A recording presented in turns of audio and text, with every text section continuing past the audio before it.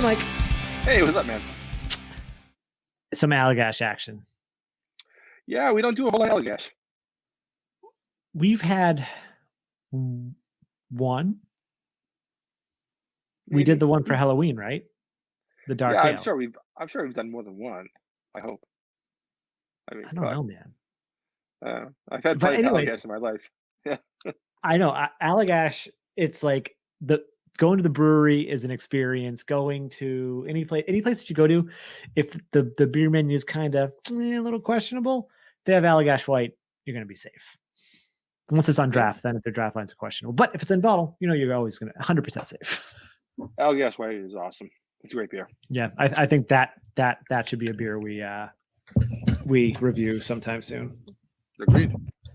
But yeah, Allagash, for anyone that doesn't know, they are out of Portland, Maine. They have a pretty awesome size brewery right around the area of a bunch of other breweries. So Battery Steel's there, Austin Street, Foundation. It's kind of a brewery way. But anyways, probably tell you what this beer is. This is World on a String. So this is their kind of take on an old fashioned. It's an amber ale brew with orange peel aged in bourbon barrels, 9.5%.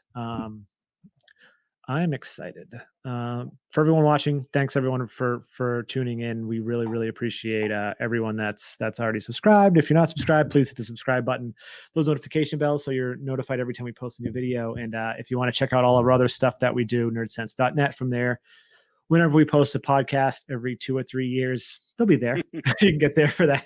And then from there, there's links to all of our other social media, other spots. Let me give this kind of a mic pour. Look at that. Yeah, very effective, Sean. So on camera, yours definitely looks the part. Mine looks nothing like it does in person. Mine looks like a brown ale. It's an amber ale. I mean, it looks like an amber ale. Yeah, no, 100%. That's what it looks like. Like on camera, that's not what this looks like. Look at Mike's camera. Don't look at mine. Honestly, imagine mine a little rosier, and that's kind of the color. Yeah, I would agree. Because it's definitely filtered, but it's dark. You know what I mean? There's some stuff going on here, but it's almost like a rosy kind of a amber color. Yep. And I got very some, attractive beer. Oh, it's super. I feel like it's from the bottom. Yeah, this is one of the most gorgeous beers I've seen in a while. Yeah. I started with about 2 fingers ahead. Now I'm about 8 finger in change. It's sticky though. Look at how sticky that is. The head. Yep. Wow. I haven't had it. Apparently someone made a joke off camera. I bet it was hilarious. Mike has had this, but not in a way to really kind of dive into it, apparently. No, I drank a bottle. I don't really remember it, though. Fair enough. Fair. Just gonna get a nose. Let's do it.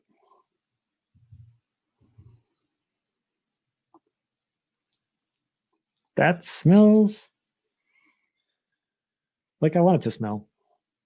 There's orange there, but it's like,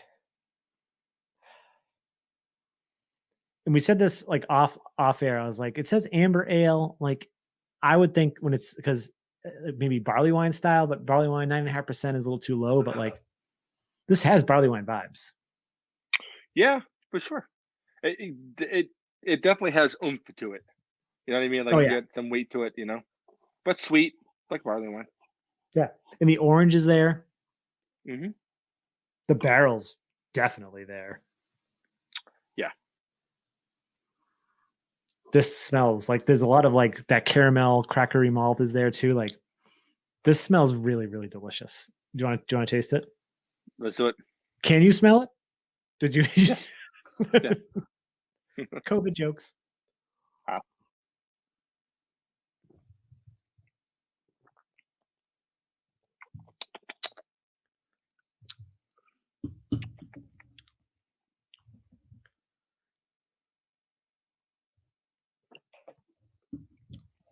Definitely barley wine-esque. Yeah, I would say this drink's higher than 9.5%. It feels like there's more booze to me, at least. Yeah, I think it's sort of like the bourbon barrel aging. It might have been some pretty wet barrels. Yeah. You know. This is The orange is up in there. The barrel's very much up in there. Yep.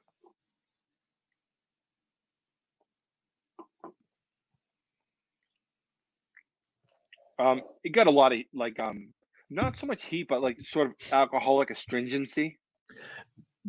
Yes, there is a stringency, and I think maybe that would, I think aging that last bottle you have would very much help that. Yep. Maybe make it meld a little bit, like blend a little bit better. But Yep.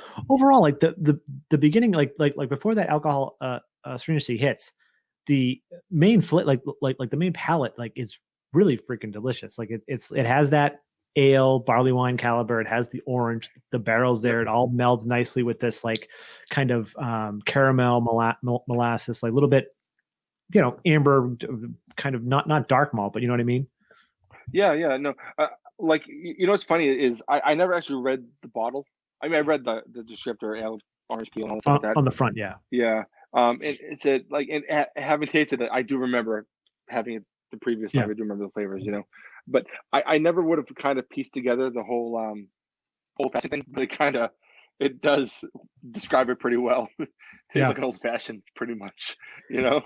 There's like cherry too. There's like some cherryness going on. There is, yeah. If your jam is an old fashioned, then find some of this. It'd be up your alley, I think. Yeah, you know. I really like this beer. Like, I was super excited going in, so I was definitely like hyped up for it. Mm-hmm. I would say, and I know that this isn't part of an old fashioned, but imagine with this, what this would do with like a kiss of vanilla. Yeah, no, and honestly, because this bourbon barrel aged, you'd think that could be a note, and it isn't. But I imagine that would honestly throw it right over the edge. Honestly, mm-hmm. No, it would kind of just like, because it has a little bit of like not harshness, but I think like that little bit of vanilla would kind of like cut through it a little bit more to give it a little bit more of a But overall, this beer is really, really good, and it's Allagash. So if you're local to New England, you'll be able to get it. If you're Allagash distributes a good amount. I think you can get it in a lot of places. I don't know how far west they go. I believe you can also get it out west, but I don't know if you can get it Midwest. But if you can get Allagash, I imagine you'll be able to get this. Yeah, I don't know. And if it's weird because I've known who Allagash. I've known about them for a long time. I don't know how much I drank of them on the West Coast. I imagine I didn't drink anything because I generally try to drink as local as I can. But like, I'm not the guy to ask if stuff gets distributed. I have no idea. But yeah, this is, if you're in the mood for something bourbon barrel aged and you don't want a stout, you don't want a regular barley wine, go with this in a 4-pack. That's interesting. Honestly, you don't even see those unless it is a stout. It's rare to see something that isn't stouty bourbon barrel aged. That's fair. So I mean, like I said, even if it's not your jam, at least it's really interesting. This isn't something I've ever had really like this. It's extremely interesting, and it does have it's exactly pretty much what it says. It's an old fashioned in beer form, and everything kind of just works. And like we said, if maybe give this some time in the bottle, and that kind of booziness will kind of wash away, and I bet maybe even more is going to come out. And this beer is relatively, we had this out for a while, and it's relatively warm right now, so I think it's opened up to where it's going to open up, and like it's definitely highly recommended. But yeah, down in the comments, if you had Allagash's World on a String, their amber ale brewed with orange peel and aged in bourbon barrels. Don't forget to hit those notification bells so you're notified whenever we post new videos, and don't forget to subscribe. I'm Sean, that's Mike, and we're Nerdsense.